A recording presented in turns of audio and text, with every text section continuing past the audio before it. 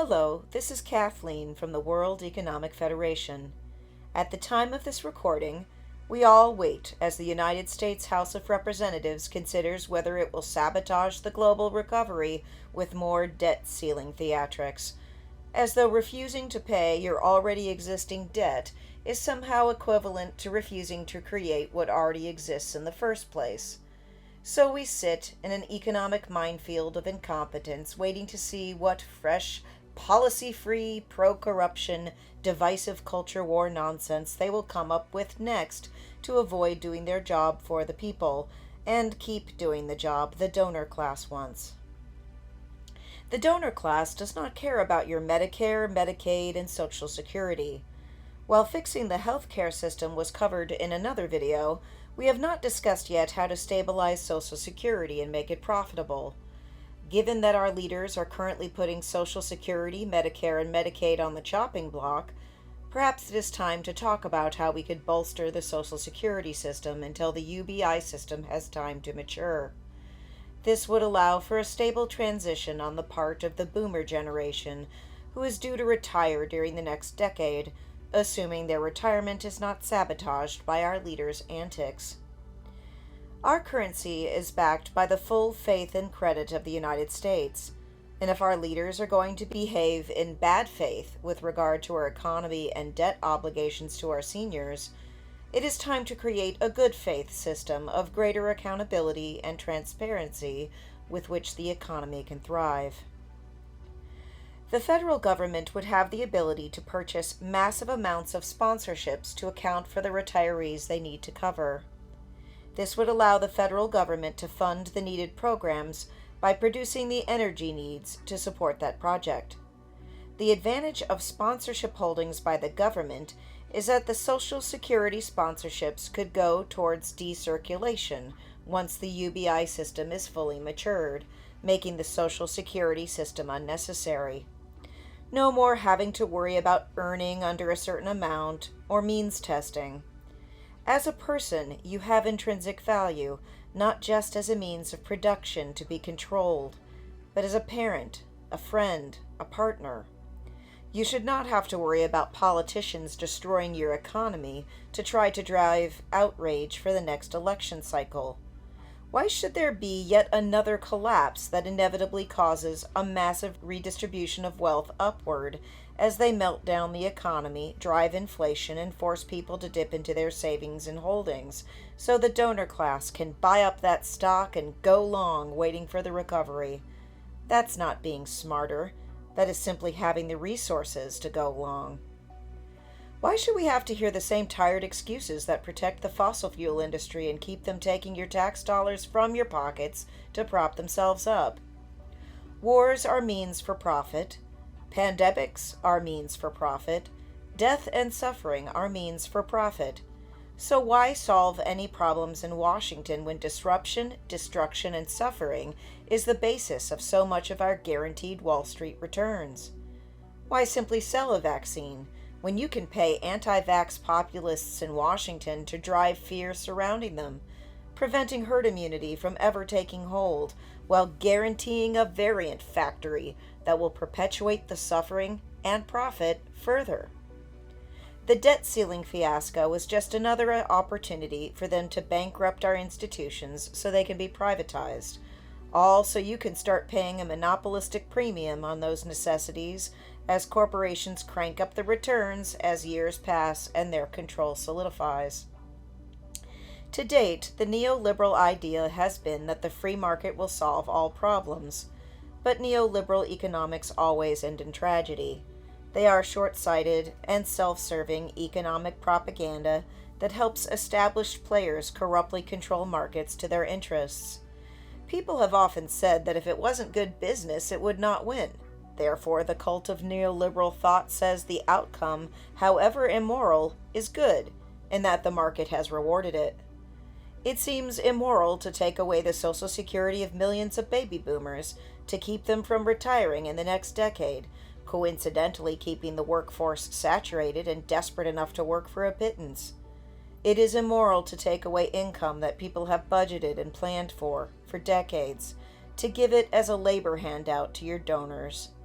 It is immoral to melt down the economy to destabilize the country, allowing powerful and politically connected corporate interests to step into the vacuum to feed off the government teat, swollen by your labor and tax dollars.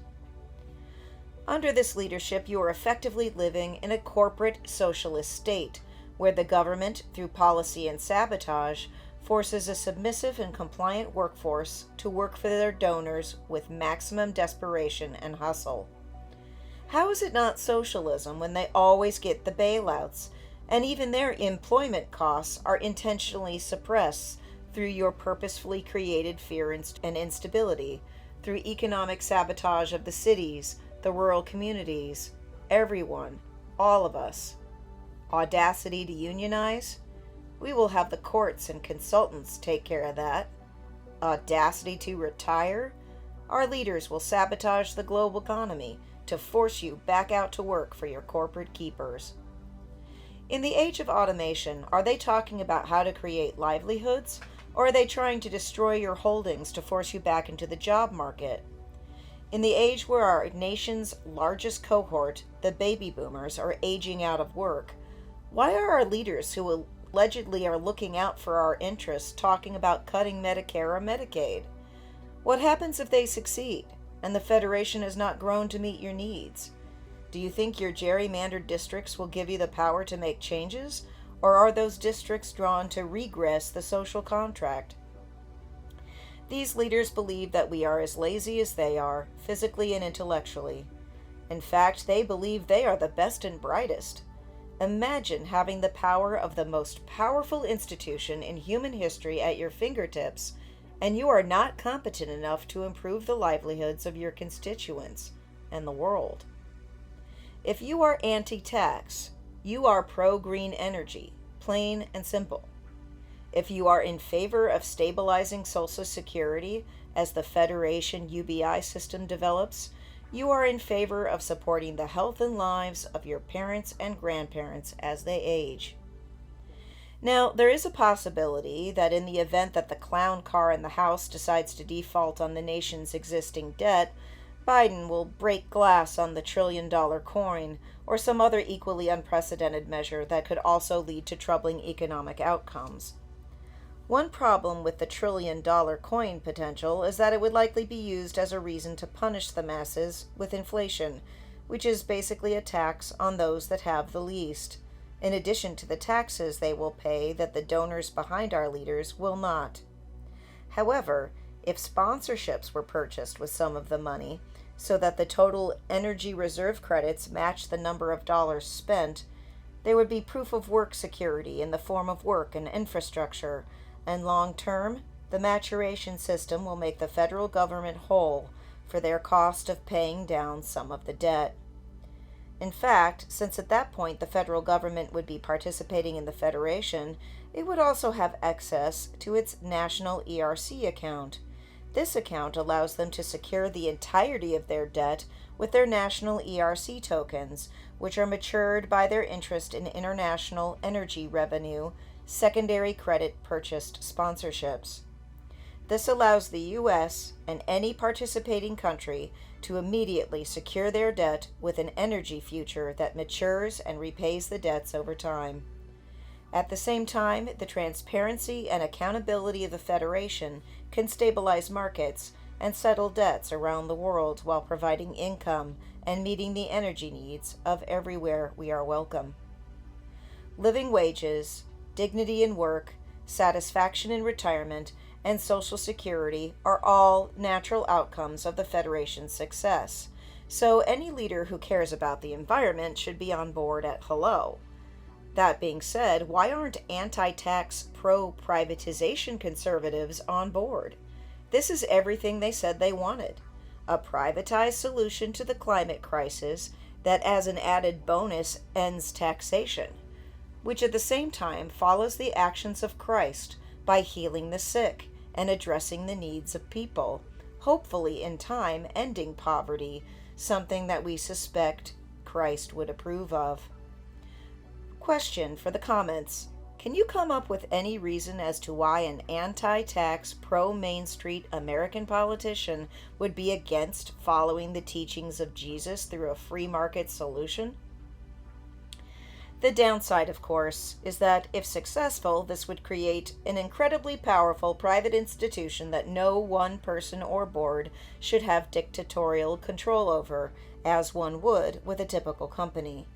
This, if successful, could become the most significant force in global economics as the means to facilitate cooperation between nations in the transition to green energy, while the ERC system allows them to fund their transition.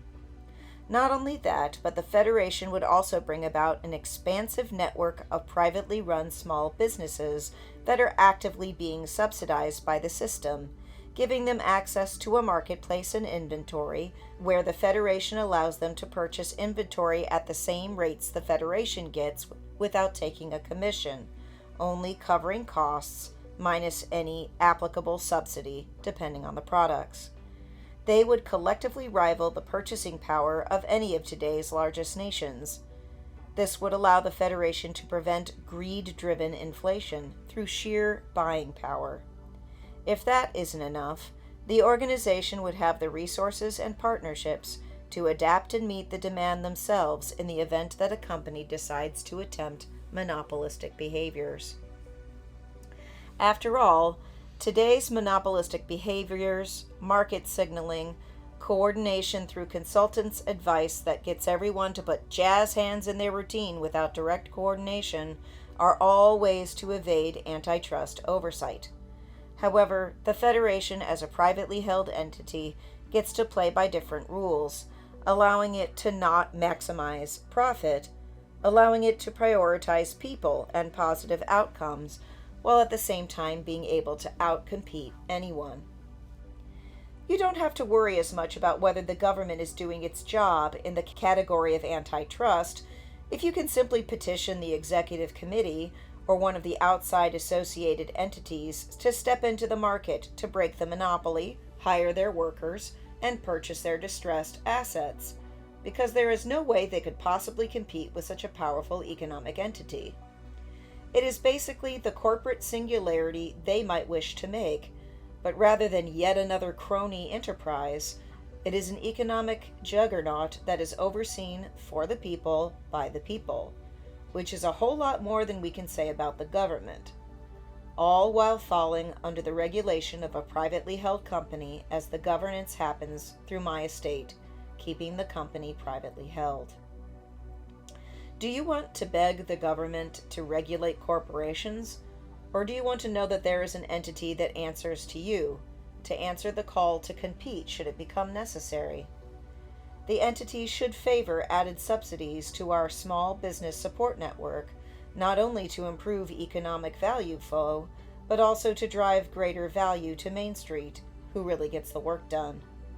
If manufacturing is needed, I cannot imagine anyone wanting to work in the equivalent of one of today's factories over an equivalent Federation job that pays a living wage with better treatment. With a mature Federation, your Social Security, health care, and UBI are all there to stabilize your life and allow you to truly explore your professional and entrepreneurial potential. When John got out of the Army, his disability effectively made him unemployable because his health is too unstable, and no one wants one of those on the HR books and in the workforce. It was only the advantages of his upbringing and grandfather's estate that allowed him to have opportunities despite his illness and injuries. The goal is a better degree of security for everyone without the need to have an economically advantaged adoption. If you are concerned about the climate crisis, automation, Social Security, poverty, and the ending of taxation, you can like and subscribe to this video to let your leaders know that you are ready for real change based on real economics. This is my estate, John's estate.